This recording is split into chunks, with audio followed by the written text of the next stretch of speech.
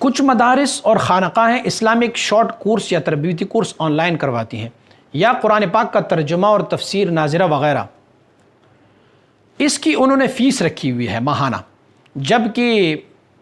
اسی اشتہار میں یہ بھی لکھا ہوتا ہے کہ جو لوگ فیس نہیں دے سکتے وہ بھی یہ حاصل کر سکتے ہیں، جس سے کچھ لوگ اپلائی نہیں کرتے، جبکہ آن لائن کورس کا کوئی اضافی خرچ نہیں ہوتا، بس گروپ میں ہی شامل کرنا ہوتا ہے۔ ان کا موقف یہ ہوتا ہے کہ جب لوگ اسکولوں کی فیس ادا کرتے ہیں تو ادھر کیوں نہیں، لیکن اسکول دین کے نام پر تو نہیں ہے، اسی لیے کیا ایسا فعل کرنا جائز ہے یا نہیں؟ اور اگر فیس لیتے جائیں گے تو بہت سارے لوگ فیس نہیں دے پا رہے ہیں اور لوگ اس سے محروم رہ جاتے ہیں۔ اور مثال انہوں نے میری دی ہوئی ہے کہ مثال کے طور پر اگر آپ سوال جواب والی خدمت دین جو آپ سے سوال پوچھتے ہیں اور اس کے بدلے میں آپ لوگوں کو کہیں گے کہ میں سوال کا جواب تب دوں گا جو آپ مجھے فیس دیں گے، تو پھر بہت سارے لوگ جو ہے سوال جواب سے محروم رہ جائیں گے۔ میرے بھائی، سب کچھ اللہ کی رضا کی خاطر کرنی چاہیے، لیکن سب سے بڑی بات یہ ہے کہ ان لوگوں کا جو خرچہ اس پہ ہوتا ہے کم از کم ہمیں اپنی تئیں ان کو وہ خرچہ تو ادا کرنا ہوگا۔ مثلا مجھے پتہ ہے کہ میں جب ریکارڈنگ کرواتا ہوں، مجھے کوئی سوال جواب آتے ہیں، ظاہری بات ہے کہ مجھے اس کے لیے ضرورت ہوتی ہے ایک موبائل فون کی، مجھے نیٹ کے پیکج کی ضرورت ہوتی ہے، مجھے موبائل ہولڈر کی ضرورت ہوتی ہے، مجھے اسی طرح کوئی مائک کی ضرورت ہوتی ہے، منتھلی جو بندہ ریکارڈنگ پر ہے اس کو کچھ دینا ہوگا، مجھے اپنی بجلی خرچ کرنی ہوگی، اس کے بل بھی میں نے دینا ہوگا، میں نے اے سی لگوانا ہوتا ہے، اس کا بھی خرچہ ادا کرنا ہوگا۔ تو شرعی طور پر اگر یہ خرچے ہم ان کو دے دیں گے اور وہ ہم سے ڈیمانڈ کرتے جائیں گے کہ بھئی میرا اتنا خرچہ ہوتا ہے، تو فائدہ تو آپ لوگوں کا ہے کہ میں آپ لوگوں کو یہ دین کی تعلیم دے رہا ہوں، تو پھر اس صورتحال میں تو جائز ہوگی۔ لیکن اگر وہ یہ کہیں کہ نہیں مجھے آپ تنخواہ پہ رکھ لیں اور تنخواہ دیتے جائیں گے تو پھر آپ کریں گے، تو ہم اپنے عالم دین جو نماز ہمیں پڑھاتے رہتے ہیں ان کو بھی ہم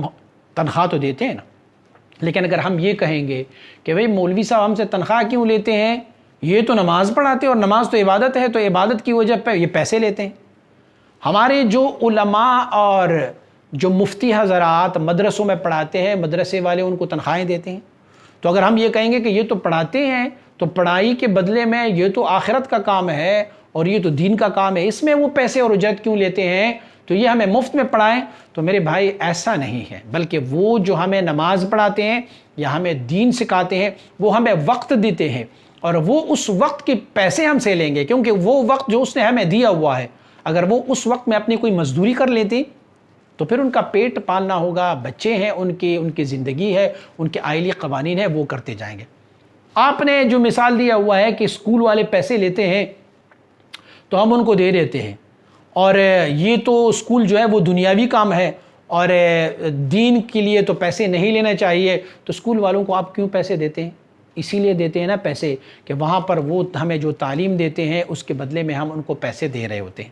لیکن چونکہ اگر اسکول کا استاد اگر وہ تنخواہ نہ لے تو پھر آپ کے بچے دنیاوی تعلیم سے تو محروم رہ جائیں گے نا، وہ کہیں گے بھئی میں کوئی اور کام کر لیتا ہوں۔ تو اسی لیے جو ہمارے علماء یہ لیتے ہیں ان کے لیے، اور دوسری بات یہ ہے کہ ہم بہت ساری ایسی چیزیں ہوتی ہے کہ جس پر ہم خرچ کرتے ہیں وہ چیزیں ضائع ہو جاتے ہیں، ہم روز جو ہے وہ ہزاروں روپے خرچ کر دیتے ہیں لیکن وہ ہمیں یاد نہیں رہتا، اور کسی عالم کی خدمت اگر کریں گے تو وہ پھر ہمیں یاد رہتا ہے کہ مولوی صاحب کی میں نے خدمت کی، یار مولوی صاحب کو کیا ضرورت پڑی ہوئی ہے،